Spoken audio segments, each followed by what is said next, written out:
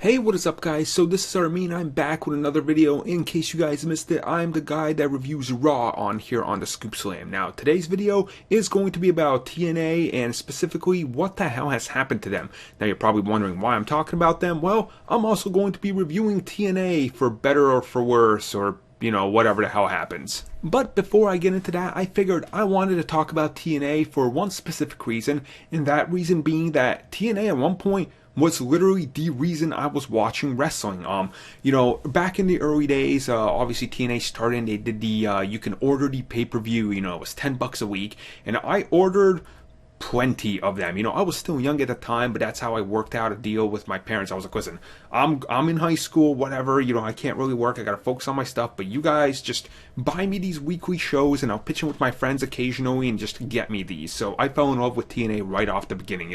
Back when I could go and watch, like Jimmy Yang on there and the Flying Elvises were there, the SATs, Amazing Red, all this great talent that I didn't see in WWE. One of my favorites of all time, Jerry Lynn, AJ Styles, Loki, all these great guys were showing up. The X Division was the hottest thing around. I remember going on forums back in those days and just talking with all my friends that I made online, and of course I ran my own backyard wrestling thing because, hey, I was a moron. I was young and didn't know what I was doing. So, I loved TNA, and it's one of the largest reasons why I stuck with wrestling throughout that time, and especially at that time that it was going up against the Ruthless Aggression. So there was a lot to show for both companies, and I think that was the best time for both of the companies. To me personally, WWE has always been Ruthless Aggression is my favorite. I love the Attitude. I was there with it, but Ruthless Aggression was special to me. After WrestleMania 17 to like 2006, 7-ish was perfect to me. So TNA occupied this great space where they had the X Division. They had great talent. You could watch it every week and just be blown away by what they were doing. On every front, not just the X Division, but like the hardcore, the world title had a great picture, great talent coming in from all around the world, great talent that was rejected by WWE, some of the, younger guys and just guys trying to make it, so it was a great time. Hell, my favorite wrestler of all time, Kurt Angle, ended up there, and him and Samoa Joe went, toe-to-toe, beating each other for so long. Some of the greatest matches there are AJ Styles, facing Loki or facing whoever. AJ Styles pretty much versus anybody he worked, he was amazing, right? That's why he's in my top 5 of all time, too. So TNA is this special place in my heart. You guys, if you're longtime fans, the Don when he used to do the goddamn like sales pitches. Like he'd stand there and be like, "Listen, you can buy these 3 DVDs right now for a low price of $60, but if you order in 20 minutes, you can buy them for $34.99." I had all those. I have every single TNA DVD still from the first 3 originals. That was like the hardcore, whatever the hell they were, all the way through 2006. I mean, I loved it. I was the biggest TNA mark, and this is why I'm making this video, is to you guys hopefully know in these first couple, like 3 minutes, of why I loved TNA. And then everything went wrong. Every single thing with TNA went wrong. And you can pretty much pinpoint this to one thing. Now, I'm not a guy who's just going to come out and constantly bash Russo, okay? Like, he had some great ideas. He had some bad ideas. Much like everybody in life. You have great ideas, you have bad ideas. Unfortunately, the bad ones are always the ones that stick out the most. Now, granted, I'm not defending him either. Vince Russo has had more stinkers than probably anybody else in wrestling, other than Vince, because Vince has been like a stinker for the last 5 years. Everything's pretty much sucked, but that's a rant for another video. They constantly would do stuff with him, bring him back, whatever. I think the first real downfall was when, Hulk Hogan. That was the start of the downfall of TNA. But at that time, they were still strong. But, they brought him in. "Oh, we're going to go against you, brother Vince. You watch out on Monday, blah, blah, blah, blah." And at that time, it was still watchable. And literally 2 years after that, it was crash and burn for TNA. I stopped caring. And you watch it in the last 2 years. What the hell happened? Where is AJ Styles? Where is the Chris Sabin I used to know? Where is Elix Skipper? Where are all these guys? Where is Sanjay Dutt? What? Why did you drive these guys away to give us these old farts and rejects from WWE? You know why they didn't stay in WWE? Because chances are they fucked up, they were juicing too terribly much, or they didn't connect with the crowd. Guess who I didn't want to see every week on TNA? I didn't want to see MVP, okay? I didn't want to see any of these guys. I wanted the homegrown talent that I grew up to love. I wanted to see more AJ Styles. I wanted to see Petey Williams every week, okay?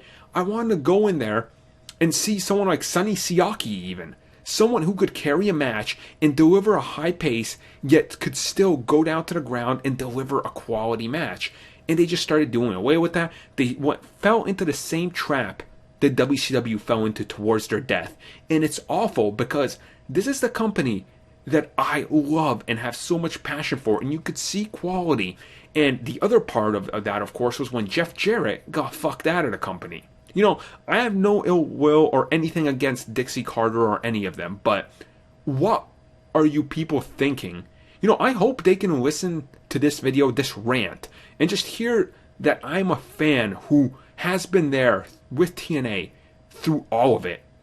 And this is literally the lowest the company has ever been, where they are at now. And it disgusts me and it makes me depressed.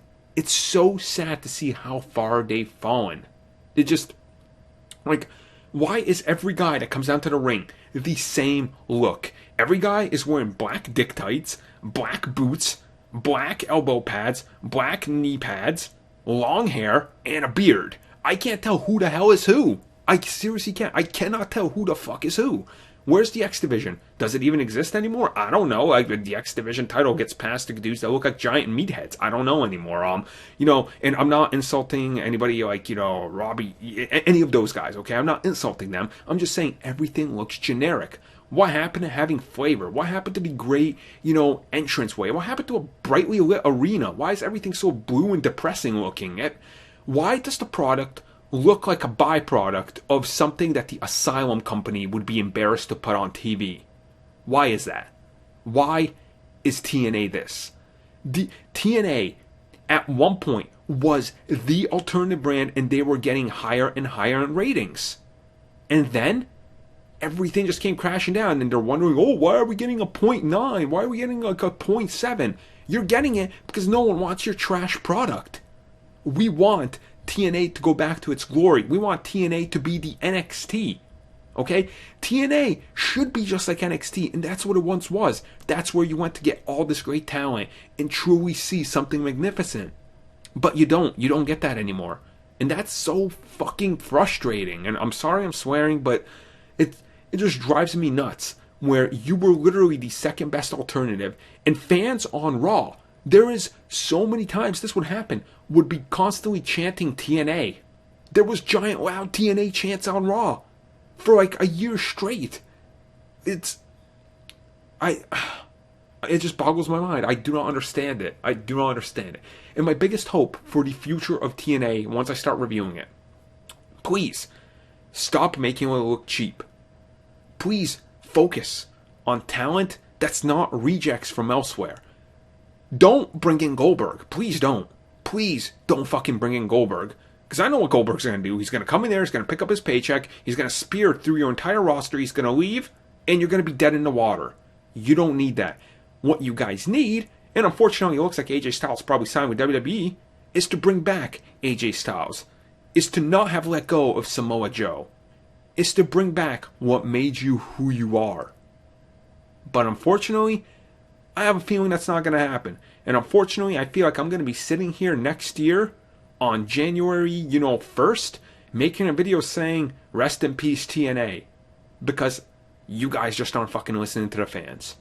And I hope one of you, I will tweet it at you guys, I hope one of you guys sees this and listens to a hardcore TNA fan who once would literally watch everything. Hell, I went out of my way. Shark Boy was here in Vermont where I live a couple years ago. I skipped work. I got fired from that job, but it was a fucking shitty job at Sears, so I don't give a shit, okay? Shark Boy was in town, and he was going to sign some autographs. I skipped work, I went down, and I just hung out with him.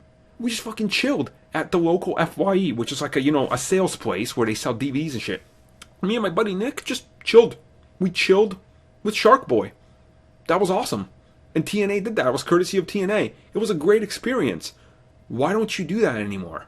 Why don't you do fucking anything anymore? Fuck. Let's hope fucking TNA's better once it starts in 2016, because I have a feeling it ain't gonna be.